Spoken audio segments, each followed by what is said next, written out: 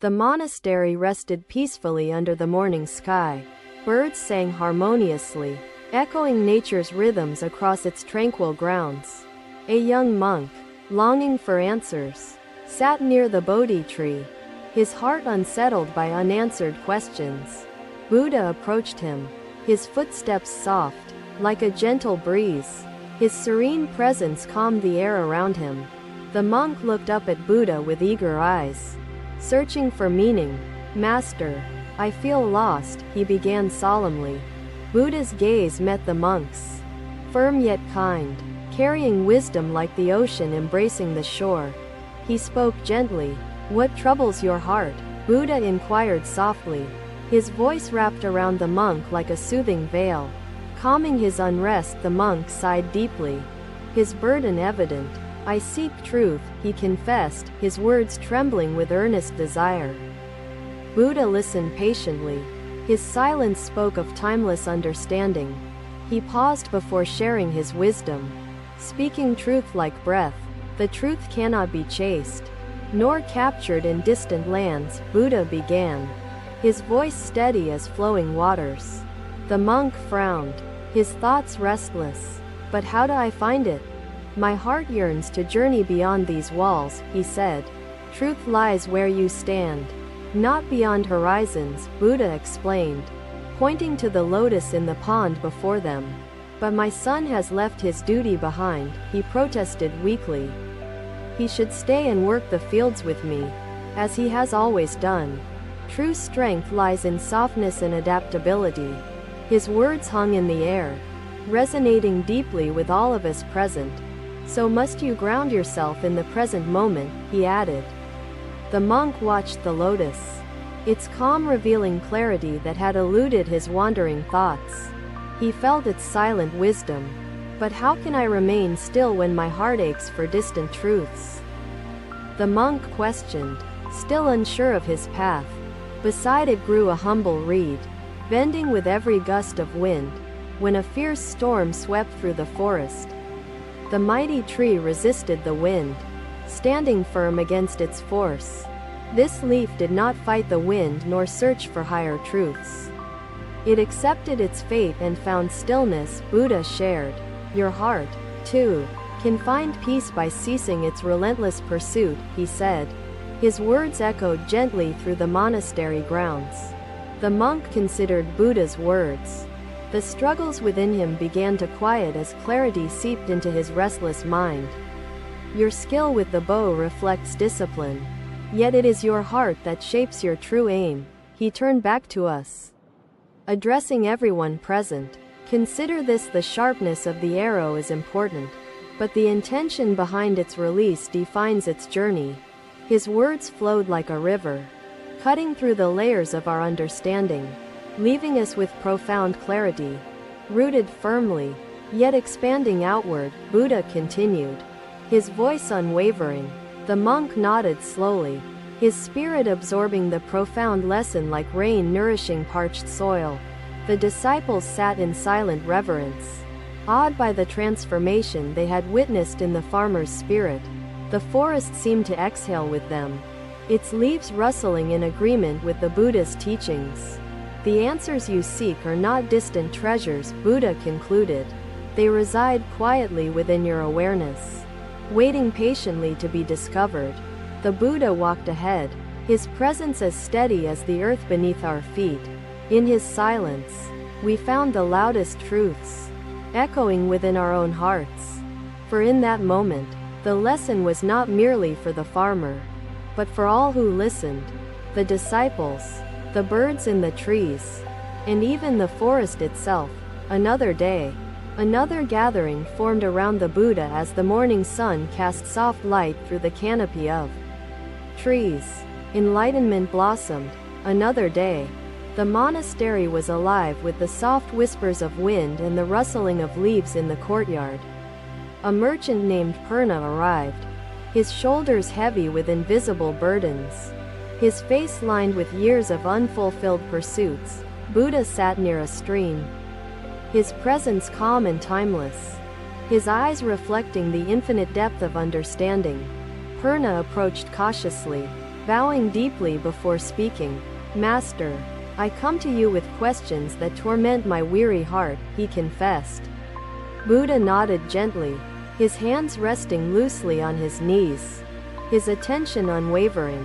"What troubles you, Purna?" he asked. The merchant sighed heavily, his voice thick with weariness.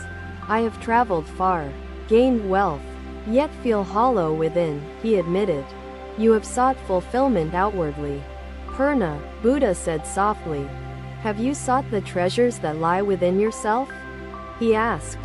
Purna looked confused, his brows furrowing. "What treasures within? I see only emptiness when I look into myself," he replied. Buddha smiled kindly, gesturing toward the stream flowing behind him. "Do you see how the water flows ceaselessly?" he asked. "Yes, Master. It flows with grace," Purna observed, his gaze following the current as it wove through rocks and reeds. "The stream is not distracted by its surroundings," Buddha explained. "It carries its essence unwaveringly to its destination," he said. "But Master," Purna interjected, "how does this relate to my search for contentment and peace?" He questioned earnestly. "You, too, possess a stream within," Buddha revealed. "It flows beneath the surface, untouched by worldly distractions," he added. Purna's confusion lingered. "I have never felt such a stream. My mind is constantly disturbed by desires and fears," he admitted. "Close your eyes," Buddha instructed, his voice soothing yet firm. "Allow yourself to listen beyond the noise of the world," he said. Purna obeyed reluctantly, his thoughts a chaotic whirlpool. Gradually, the external noise faded, replaced by an unfamiliar stillness within. "Do you feel it now?" Buddha asked, his tone gentle but probing. "The stream that flows beneath your restless thoughts," he said. Purna hesitated, then nodded slightly. "I feel a faint stillness, but it is fleeting," he confessed, his voice uncertain. "That stillness is the source of true peace," Buddha explained. The Buddha smiled, his gaze following the leaf as it disappeared downstream. "Even amidst life's harshest storms, softness is an armor that neither hatred nor hardship can pierce." "How do I remain connected to this inner stream?" he inquired. "Cease running toward illusions," Buddha advised. "Detach from desires that tether you to suffering and cloud your perception," he added. Purna bowed his head, the weight on his shoulders feeling slightly lighter. "But Master, detachment seems so difficult," he said. "It is a gradual journey, not an instant transformation," Buddha reassured him. "With practice, the path becomes clearer," he explained. "You must learn to anchor your awareness in the present moment," Buddha continued. "Only then can you access inner peace." Purna's mind began to grasp the depth of Buddha's words. He felt the beginnings of understanding sprouting within his heart.